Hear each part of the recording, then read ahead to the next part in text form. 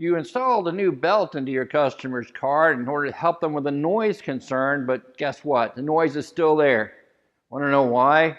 Stick around. That's the topic of today's Mighty Minute.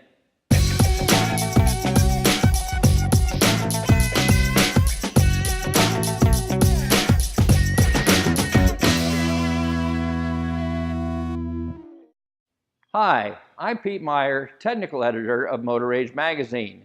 Welcome to today's Mighty Minute. There are two basic types of belt noise that you're going to have to deal with. The first one is the squeal.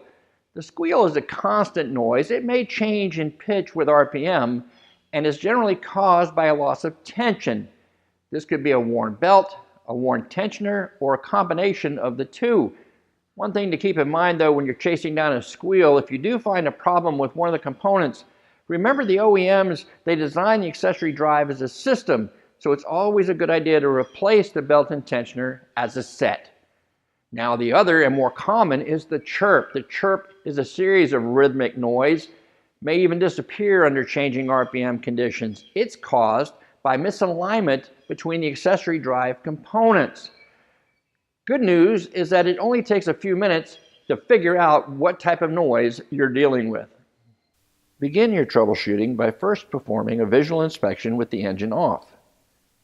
Look for signs of oil, coolant, or other underhood fluid leaks that could be dripping on the belt. If the belt is contaminated, make sure that you correct the cause of the contamination. And if the belt is worn and contaminated, don't forget about that tensioner. If the initial visual inspection is okay, observe the belt while the engine is running. Look closely at the tensioner and the belt.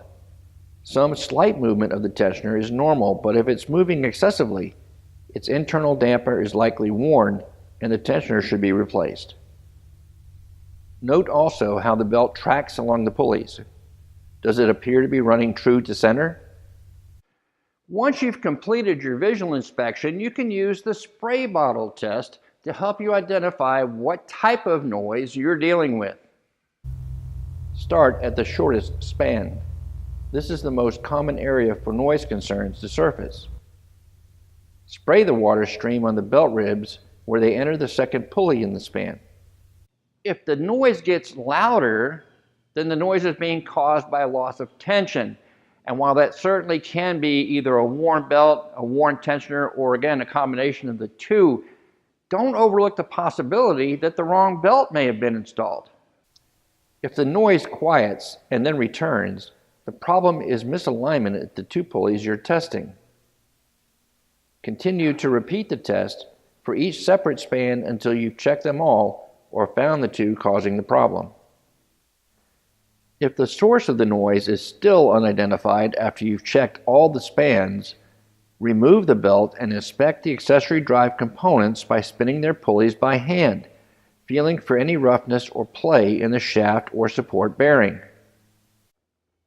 Belt noise is the system's way of telling you there's a problem, but now you know an effective way to isolate the cause so that you can make the proper correction once and for all. And that's today's Mighty Minute.